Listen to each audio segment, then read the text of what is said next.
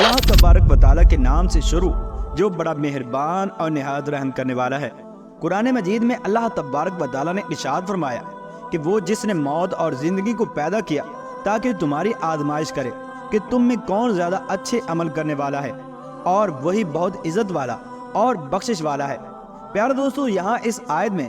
زندگی اور موت کو پیدا کرنے کی حکمت بیان کی جا رہی ہے کہ اے لوگو، اللہ تبارک و تعالیٰ نے تمہاری موت اور زندگی کو اس لیے پیدا کیا تاکہ دنیا کی زندگی میں وہ اپنے احکامات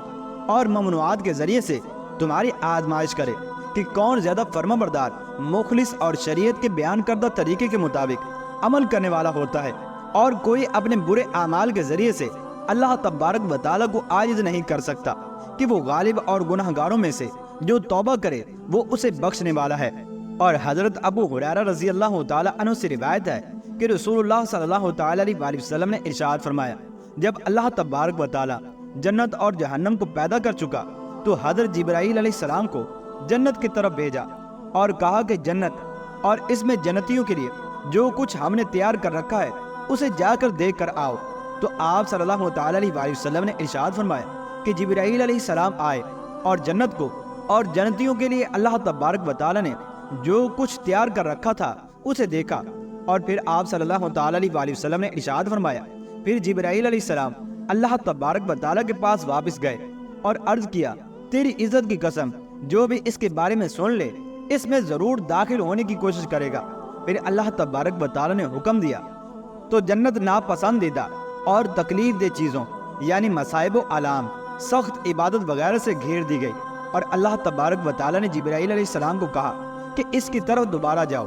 اور اس میں جنتیوں کے لیے جو کچھ ہم نے تیار کیا ہے اسے دیکھو۔ آپ صلی اللہ تعالیٰ علیہ وسلم نے ارشاد فرمایا کہ جبرائیل علیہ السلام جنت کی طرف دوبارہ گئے تو وہ ناپسندیدہ اور تکلیف دہ چیزوں، 5 وقت کی نماز، سخت گرمی کے روزے یا نفسانی خواہشات کو کنٹرول کرنا جو کہ سخت ہوتا ہے، تو جنت ان چیزوں سے گھری ہوئی تھی۔ چنانچہ وہ اللہ تبارک و تعالیٰ کے پاس لوٹ کر آئے اور عرض کیا کہ مجھے اندیشہ ہے کہ اس میں کوئی شرعی پابندی کی وجہ سے یا سخت عبادت اور نفسانی خواہشات کو کنٹرول نہ کرنے کی وجہ سے کوئی بھی داخل نہیں ہو سکے گا۔ پھر اللہ تبارک و تعالیٰ نے کہا کہ جہنم کو ہم نے تیار کیا ہے، جاؤ اور جہنم کو دیکھ کر آؤ کہ جو کچھ ہم نے جہنمیوں کے لیے تیار کر رکھا ہے وہ کیسا ہے۔ چنانچہ حضرت جبرائیل علیہ السلام وہاں پر گئے اور انہوں نے دیکھا کہ اس کا ایک حصہ دوسرے پر چڑھ رہا ہے۔ وہ اللہ کے پاس آئے اور عرض کیا، تیری عزت کی قسم، جہنم کے بارے میں جو بھی سن لے گا وہ اس میں داخل ہونے سے بچنے کے لیے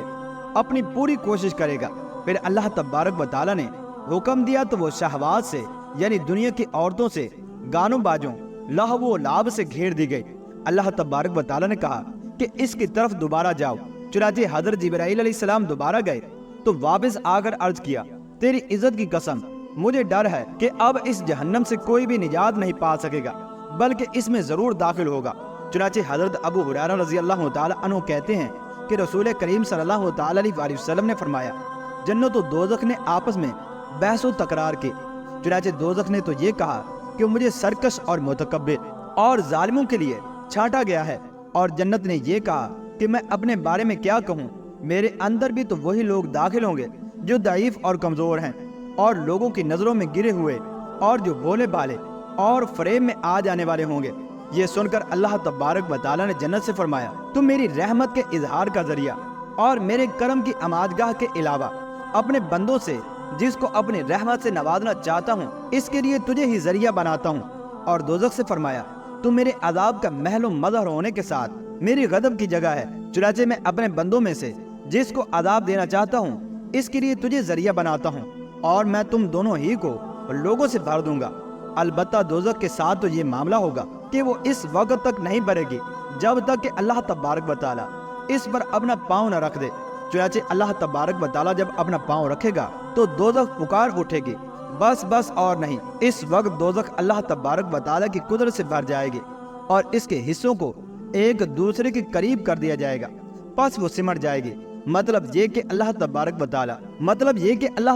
تعالیٰ اپنی مخلوق میں کسی پر ظلم نہیں کرے گا۔ رہا جنت کا معاملہ تو اس کے بھرنے کے لیے اللہ تبارک و تعالیٰ نئے لوگوں کو پیدا کر دے گا۔ صحیح بخاری میں سیدنا ابو ہریرہ رضی اللہ تعالیٰ عنہ سے مزید روایت ہے کہ اللہ کے رسول صلی اللہ تعالی علیہ وسلم نے ارشاد فرمایا کہ جہنم اپنے رب سے شکایت کرتے ہوئے کہے گی، اے میرے رب، میرے ایک حصے نے دوسرے حصے کو کھا لیا۔ تو اللہ تبارک و تعالی نے سال میں 2 مرتبہ اس کو سانس لینے کی اجازت دے دی،